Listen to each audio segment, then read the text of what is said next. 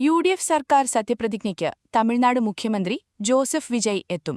വിജയ് തിങ്കളാഴ്ച രാവിലെ തിരുവനന്തപുരത്തെത്തും. തമിഴ്നാട് മുഖ്യമന്ത്രി ജോസഫ് വിജയ് സത്യപ്രതിജ്ഞയ്ക്കെത്തുമെന്ന് ഉറപ്പായി. തിങ്കളാഴ്ച രാവിലെ 10 മണിക്ക് തിരുവനന്തപുരത്തെത്തും. 11-ന് തിരികെ മടങ്ങും. കർണാടക മുഖ്യമന്ത്രി സിദ്ധരാമയ്യ, ഉപമുഖ്യമന്ത്രി ഡി.കെ. ശിവകുമാർ, തെലുങ്കാന മുഖ്യമന്ത്രി രേവന്ത് റെസ്സി, ഹിമാചൽ പ്രദേശ് മുഖ്യമന്ത്രി സുഖ്വീന്ദർ സിംഗ് സുഖു, രാഹുൽ ഗാന്ധി, പ്രിയങ്ക ഗാന്ധി എന്നിവരും സത്യപ്രതിജ്ഞയ്ക്കെത്തും. സത്യപ്രതിജ്ഞ ചടങ്ങിന് കനത്ത സുരക്ഷയാണുള്ളത്. പാസുമായി വരുന്നവർക്ക് മാത്രമേ പ്രവേശനം അനുവദിക്കൂ. നഗരത്തിൽ 18-ന് ഗതാഗത ക്രമീകരണവും ഏർപ്പെടുത്തി. സത്യപ്രതിജ്ഞാ ചടങ്ങിനായി സെൻട്രൽ സ്റ്റേഡിയത്തിൽ ഒരുക്കങ്ങൾ തകൃതി. 10,000-ഓളം പേർക്കിരിക്കാനാവുന്ന തരത്തിലാണ് പന്തലൊരുക്കുന്നത്. 1,00,000-ഓളം പേർ സത്യപ്രതിജ്ഞയ്ക്കെത്തുമെന്നാണ് പ്രതീക്ഷ.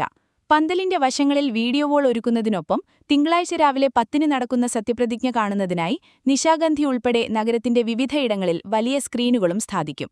സത്യപ്രതിജ്ഞ ചടങ്ങുകൾ പൂർത്തിയായ ശേഷം മന്ത്രിമാർ ലോക് ഭവനിൽ ഗവർണറുടെ സത്കാരത്തിനായി പോകും.